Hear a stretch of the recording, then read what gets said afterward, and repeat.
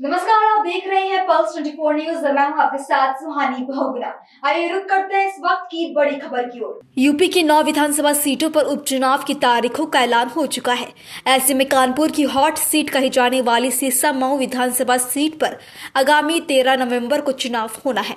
ऐसे में आज कानपुर यूपी चुनाव के नोडल अधिकारी राकेश कुमार सिंह ने प्रेस वार्ता करते हुए बताया कि चुनाव को लेकर 18 अक्टूबर से अधिसूचना जारी होगी, जिसमें 25 अक्टूबर तक नॉमिनेशन किए जा सकेंगे। 13 नवंबर को वोटिंग और 23 नवंबर को मतगणना की जाएगी।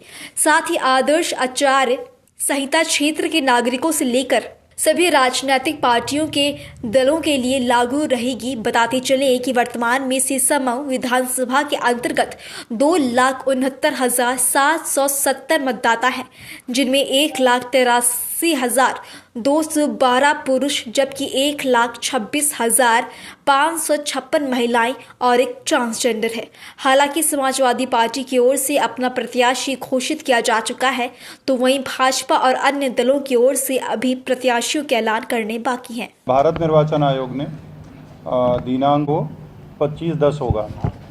कहने का अभिप्राय ये है कि 18 तारीख से सीसामऊ विधानसभा उपचुनाव का निर्वाचन के लिए अधिसूचना जारी हो जाएगी और परिणाम स्वरूप जो है वो नाम निर्देशन पत्र जो है वो 18 तारीख से लिए जाएंगे और अंतिम तारीख जो है वो 25 अक्टूबर होगी। इसका जो नाम निर्देशन की जांच का जो दिनांक है, इसी तरह से इस विधानसभा क्षेत्र में एक पिंक बूथ भी स्थापित किया जा रहा है, जिस पर सभी महिला मतदान कर्मी तैनात रहेंगे।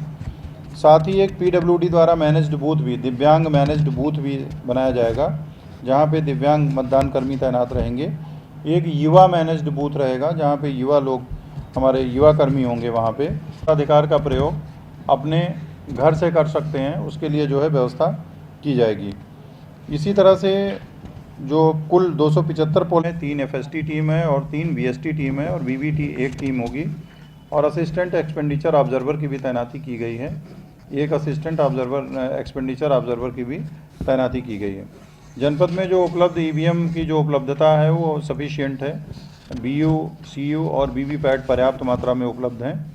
साथ ही निर्वाचन कार्यक्रम की घोषणा जारी होने के साथ ही सीसामऊ विधानसभा क्षेत्र में आदर्श आचार संहिता लागू हो गई है और इसको जो है, इसका आदर्श आचार संहिता के प्रावधानों को लागू करने के लिए जो नोडल ऑफिसर हैं वो राजेश कुमार जी हैं, जो हमारे ADM सिटी हैं, वो इसके नोडल अधिकारी होंगे। और आदर्श आचार संहिता प्रभावी रहने के दौरान जो भारत निर्वाचन आयोग के निर्देश हैं उसमें जो है रिटर्निंग ऑफिसर से पूर्व अनुमति प्राप्त करने के उपरांत ही कोई चुनाव का प्रचार प्रसार किया जाएगा। पीछे 18 तारीख से जो है हमारी अधिसूचना भी जारी हो जाएगी। भारत निर्वाचन आयोग द्वारा कार्यक्रम जारी होने के बाद से ही आदर्श आचार संहिता प्रभावी हो जाती है, जिसमें मुख्य रूप से 48 आवर के अंदर अगर उस एरिया में कोई सरकारी भवन है, वहाँ पे कोई विज्ञापन लगा है, कुछ लगा है सीसामऊ क्षेत्र के अंदर, तो उसको हटा दिया जाता है। इसी तरह से 72 घंटे के अंदर वहाँ से सारी प्रचार सामग्री और सारी होर्डिंग, पोस्टर, बैनर, ये सारे हटा दिए जाते हैं। तो ये हम लोगों ने प्रारंभ करवा दिया है कार्य और इस दौरान आदर्श आचार संहिता का पूरी तरह से अनुपालन चुनाव के दौरान सुनिश्चित कराया जाएगा। Thank you.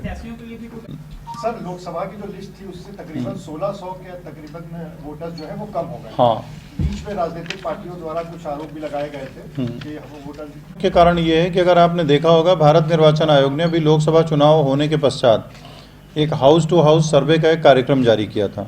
हम सभी जानते हैं कि हमारा कानपुर महानगर है, इसमें जो है वो फ्लोटिंग पॉपुलेशंस भी होती हैं, बहुत सारे लोग काम करते हैं, बहुत सारी यहाँ पे सरकारी कॉलोनीज़ भी हैं जिनमें सरकारी कर्मचारी रहते हैं। जो समय के जून महीना जो है, जून से मार्च, अप्रैल, मई, जून जो है ट्रांसफ़र सीजन्स भी होते हैं, जिसमें बहुत सारे लोग रह रहे होते हैं, फिर नए लोग आ जाते हैं। तो अगर आप देखें तो जो भी नाम कटे हैं उतने ही नाम जुड़े हैं। केवल 1600 नाम जो आप बता रहे हैं उसमें बहुत सारी जगहों पे ऐसा होता है कि जहाँ पे अगर कोई आ करके रह रहा है और वर्तमान में नहीं रह रहा है, जैसे जब हाउस टू हाउस सर्वे कराया गया, 200 लोग नहीं रह सकते, तो ऐसे जो प्रकरण होते हैं उनमें इन लोगों ने थोड़ा ठीक से जांच कराई थी। RO साहब ने, वहाँ के ERO भी हैं, इलेक्ट्रल रिवीजन ऑफिसर, तो उन्होंने, और जो भी वहाँ पे जो क्राइटेरिया है, वल्नरेबल बूथ की जो क्राइटेरिया है, क्रिटिकल बूथ की जो क्राइटेरिया है, उसी के अकॉर्डिंग जो है वहाँ पे वो पुलिस फोर्स वगैरह डिप्लॉय रहेगा। और मतलब नामांकन फॉर्म मतलब 18 से ही मिलेंगे? हाँ 18 से 18 से मिलेंगे? हाँ मुझे तो यस लगता है। हाँ एक पार्टी द्वारा आरोप मतलब एक उसमें बीएलओ होते हैं, उस दौरान उनका उस पर हम लोगों का उतना प्रभावी नियंत्रण नहीं होता जितना प्योर गवर्नमेंट जो डिपार्टमेंट्स होते हैं उनके बीएलओ पे होता है। सपोज़ करिए कि कोई एडेड स्कूल का अगर बीएलओ है तो उसको लगाने के लिए एडेड स्कूल का अगर बीएलओ है वो अगर काम कर रहा होता है तो अगर उसने कोई गड़बड़ी कर दी तो उसके खिलाफ कार्रवाई के लिए हमें मैनेजमेंट को लिखना होता है ना। तो पता चला कि मैनेजमेंट कभी कभी कार्रवाई तत्परता से करता है, कभी नहीं करता है। लेकिन जो गवर्नमेंट डिपार्टमेंट है वो एक तरह से गवर्नमेंट डिपार्टमेंट के जो कार्मिक काम करते हैं उनके खिलाफ हम अगर वो कोई गड़बड़ी करते हैं तो वो ज़्यादा सख्ती से कार्रवाई कर सकते हैं, लिहाजा वो ज़्यादा रिस्पॉन्सिबिलिटी के साथ काम करते हैं।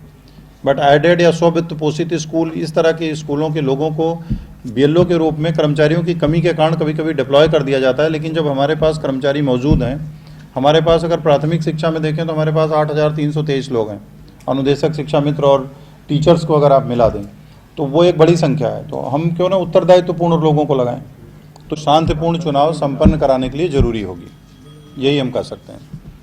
ये थी इस वक्त की बड़ी खबर। ऐसी तमाम खबरों के लिए देखते रहें पल्स 24 न्यूज।